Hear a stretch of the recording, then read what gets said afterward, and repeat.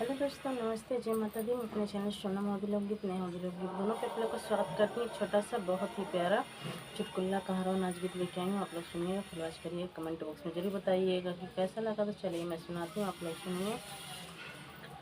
हमारे तीन तीन ननदिया हमारे डरिया लगैना, हमारे तीन तीन ननदिया हमारे डरिया लगैना, हमारे डरिया लगैना, हमारे डरिया लगैना, हमारे तीन तीन ननदिया हमारे डरिया लगैना।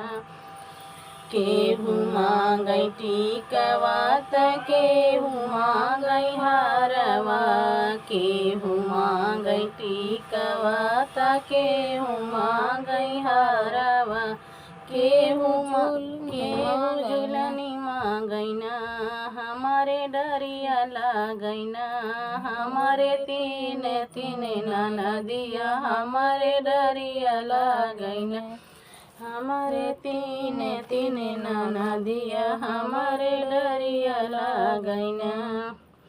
केहू मांगै लहंगा, केहू मांगै चुनरी, केहू मांगै लहंगा त केहू मांगै चुनरी, केहू मांगै साड़िया हमारे डरिया लगैना, केहू मांगै साड़िया हमारे डरिया लगैना, हमारे तीन तीन ननदिया हमारे डरिया लगैना, हमारे तीन तीन ननदिया हमारे डरिया लगैना।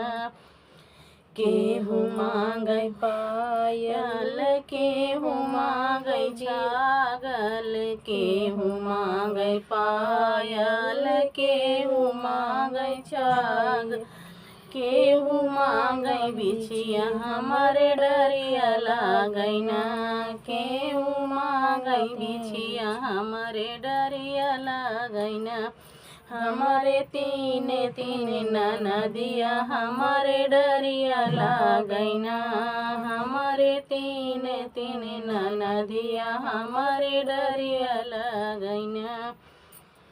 केहू मांगै जेठवा त केहू मांगै देवरा, केहू मांगै जेठवा त केहू मांगै देवरा, केहू मांगै पियवा हमारे डरिया लगैना, केहू मांगै पियवा हमारे डरिया लगैना, हमारे तीन तीन ननदिया हमारे डरिया लगैना, हमारे तीन तीन ननदिया हमारे डरिया लगैना।